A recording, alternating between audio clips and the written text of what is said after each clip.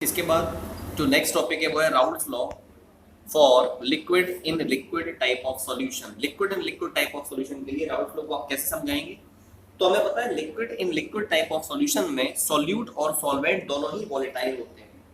तो according to this law the vapour pressure of volatile component each volatile component is found to be directly proportional to its mole fraction.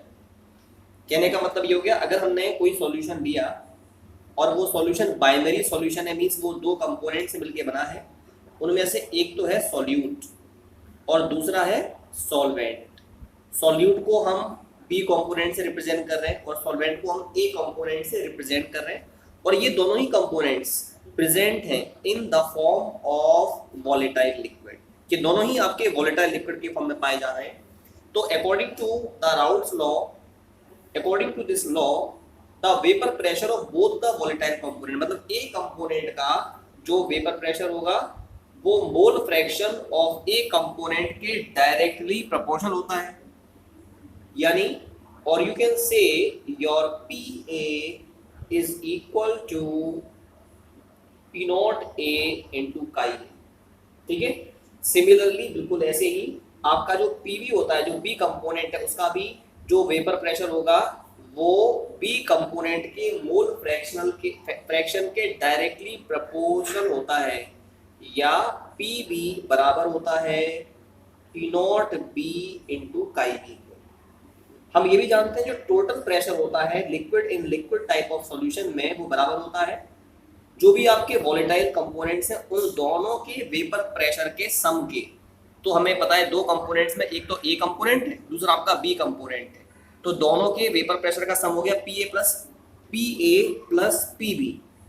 तो total pressure बराबर हो जाएगा P A plus P B के। एक काम और कर सकते हैं, टोटल प्रेशर को मैं पी टी से रिप्रेजेंट कर रहा हूँ, it will be equal to P A क्या है, P A is P naught A chi A plus P B क्या है, P B is P naught B into chi B.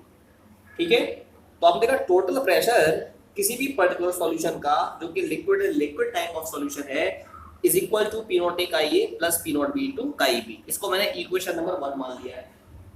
तो अगर मैं एक ग्राफ प्लॉट करना चाहूं, जैसा कि ग्राफ हम पहले केसेस में कर रहे थे प्लॉट, वैसा ही अगर हम यहाँ पर ग्राफ प्लॉट करना चाहेंगे, ठीक, जिसमें कि हम यहाँ पर वेपर प्रेशर को रिप्रेजेंट कर रहे हैं वाई एक्सिस पर, ठीक, यहाँ पर हम लोग मोल फ्रैक्शन को रिप्रेजेंट कर रहे हैं एक्स एक्सिस पर।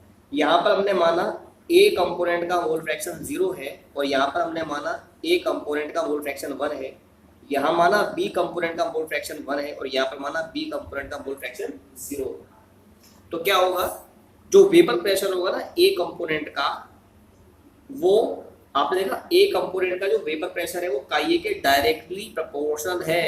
It means if we will plot a graph, then the graph will be like this in between vapor pressure as well as mole fraction of A component।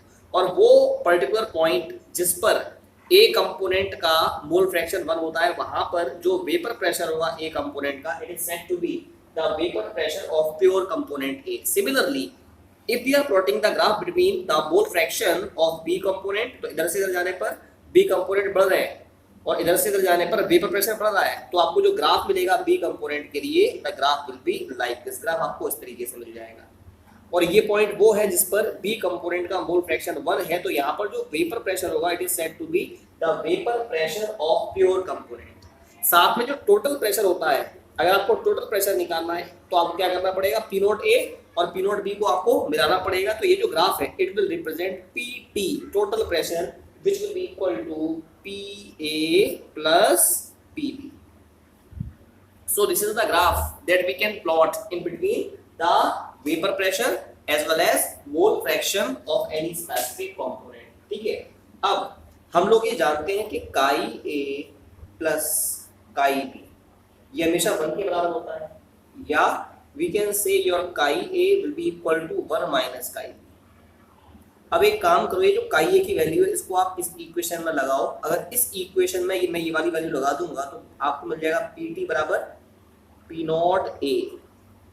P naught A chi ए की जगह आपने लगाना है 1 minus काई B 1 minus काई B, है ना, plus P naught B into chi B, यानी जो टोटल प्रेशर होगा it will be equal to P naught A से अंदर मल्टीप्लाई करोगे तो P naught A minus P naught A chi B plus P naught B into chi B. ठीक है, एक काम करो, इनकी पोजीशन चेंज कर दो, इसको इधर ले जाओ और इसको आप यहाँ ले जाओ, तो आप लिख सकते हो P T total pressure is equal to P naught B chi B minus P naught A chi B plus P naught A, यानी total pressure is equal to, chi B आप कॉमन ले लीजिए तो आपको मिल जाएगा P naught B minus P naught A plus P naught A. तो this is the formula by which we can calculate the total pressure, total vapor pressure of liquid in liquid type of solution if mole fraction of solute is given, A component और B component का pure state में vapour pressure given है, तो total pressure को निकालने का ये formula हो गया। बिल्कुल ऐसे ही हमें पता था फॉर्मूला होता है chi A plus chi B equal to 1, chi A plus chi B is equal to 1 होता है। आपने देखा काई ए बराबर 1 माइनस काई बी, ऐसे अगर मैं काई बी को देखूं it will be equal to 1 minus chi ए।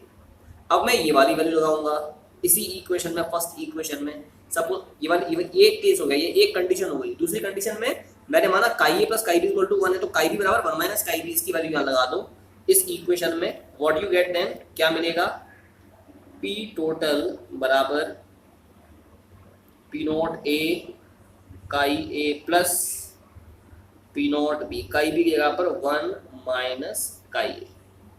ठीक है, अब क्या करोगे आप, ये हो गया टोटल प्रेशर बराबर P naught A chi A plus P naught B से अंदर मल्टीप्लाई किया तो P naught B minus P naught B into chi ए।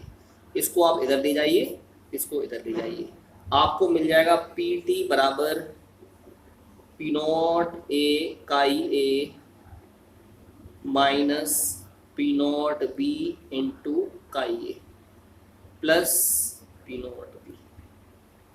तो आपका जो टोटल प्रेशर होगा it will be equal to, क्या हो जाएगा, chi A P naught A minus P naught B plus P naught B. This is also the way, one more way by which we can calculate the total vapor pressure of the solution if the mole fraction of A component is given और A और B component का pure state में अगर vapour pressure given है, तो ये formula है जिसके द्वारा आप टोटल वेपर प्रेशर सॉल्यूशन का निकाल सकते हैं। तो ये मैंने आपको बताया Raoult's law for liquid in liquid type of solution. ये टॉपिक भी यहाँ कंप्लीट हो गया। अब इसके बाद we will discuss the next topic. जो हमारा नेक्स्ट टॉपिक है वो है ideal solution. Next topic is ideal solution. अब क्वेश्चन यहाँ पर ये है कि आइडियल सॉल्यूशन होता क्या, आप क्या समझते हैं आइडियल सॉल्यूशन से? एक ऐसा solution, the solution which follow, एक ऐसा solution which follow Raoult's law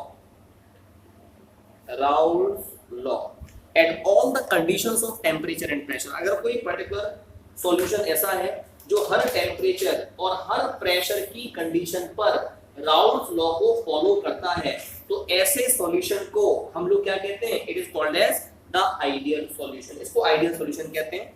ideal solution के लिए जो सॉल्यूट इंटरेक्शन होता है, सॉल्यूट इंटरेक्शन, यानी बी सॉल्यूट को मैंने बी माना है तो बी कंपोनेंट के लिए जो इंटरेक्शन होता है, और जो सॉल्वेंट इंटरेक्शन होता है, इंटरेक्शन जिसको हम कहते हैं ए इंटरेक्शन। ठीक है, it is found to be equal, ये इक्वल होता है किसके, सॉल्यूट सॉल्वेंट इंटरेक्शन के।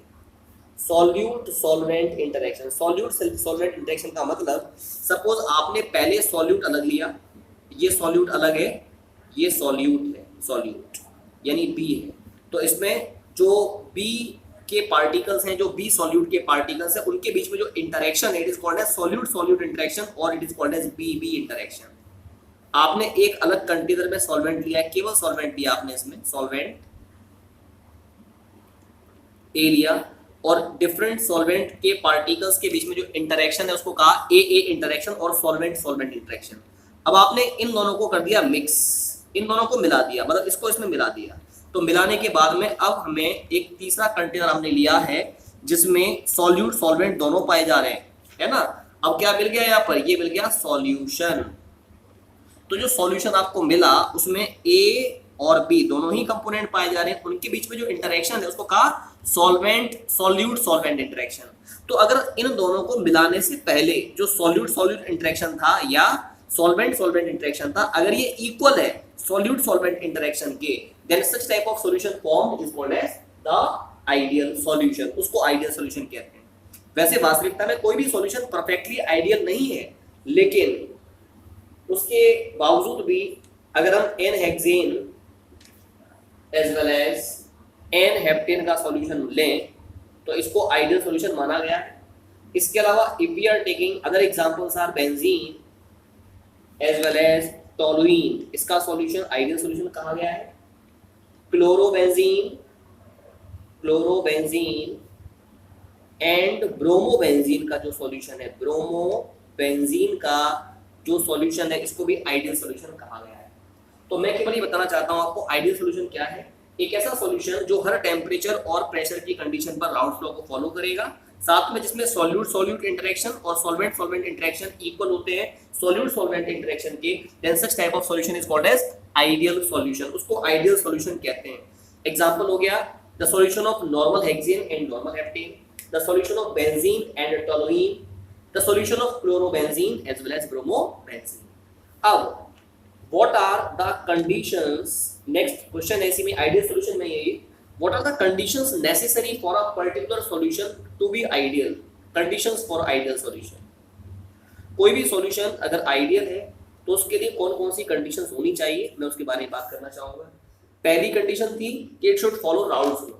अगर solution Raoult's law को follow करेगा तो जो PA होगा it will be equal to P naught A into का ये, एज वेल एज जो पी बी होगा, बी कंपोनेंट का जो वेपर प्रेशर होगा it will be equal to P naught B into chi B, है ना। ये तो है अगर कोई सॉल्यूशन राउल्ट्स लॉ को फॉलो कर रहा है और उस सॉल्यूशन में सॉल्यूट और सॉल्वेंट दोनों ही वोलेटाइल हैं, तो P A should be equal to P naught A chi A and P B should be equal to P naught B into chi B. इसके अलावा दूसरी बात ये है, अगर आप सॉल्यूट को सॉल्वेंट में मिलाएं तो सॉल्यूट सॉल्वेंट में मिलाने पर अगर वॉल्यूम में कोई भी चेंज ना हो, जितना वॉल्यूम इन दोनों का पहले था उतना ही वॉल्यूम आपका बाद में हो जाए, बाद में आपका जो वॉल्यूम है वो सेम हो, तो उस कंडीशन में वॉल्यूम में कोई चेंज नहीं होगा। As a result we can say your delta V mixing will be equal to 0। तो अगर कोई सॉल्यूशन आइडियल होता है तो उसमें जो डेल्टा वी मिक्सिंग होती है वो आपकी 0 होती है। इसका मतलब on mixing the volume of solution, the volume of solution should be equal to the summation of volume of solute as well as solvent। मतलब जो solute का वॉल्यूम था और जो solvent का वॉल्यूम था अगर हम उनका समेशन कर दें it will be equal to the volume of the solution which is formed on mixing solute into solvent। it means delta V mixing, जो वॉल्यूम चेंज होगा सॉल्यूशन के बनने के बाद वो आपका 0 होगा। इसके अलावा तीसरा जो पॉइंट है, the third condition necessary for a particular solution to be ideal is the enthalpy change of the solution should be 0। मतलब इन दोनों के मिलाने से पहले जो एंथैल्पी थी वही एंथैल्पी सॉल्यूट को सॉल्वेंट में मिलाने के बाद होती है। इसका मतलब जो एंथैल्पी चेंज होगा डेल्टा एज मिक्सिंग, मतलब मिक्स करने के बाद जो एंथैल्पी चेंज होगा वो आपका 0 के बराबर होगा। So these are the 3 conditions which are necessary for a particular solution to be ideal. मैंने आपको ये बताया कि कौन कौन सी कंडीशंस नेसेसरी है किसी भी सॉल्यूशन के आइडियल होने के लिए। इसके बाद जो नेक्स्ट टॉपिक हमारा आएगा वो आएगा नॉन आइडियल सॉल्यूशंस। क्या होते हैं नॉन आइडियल सॉल्यूशंस, उनके बारे में हम नेक्स्ट वीडियो में बात करेंगे।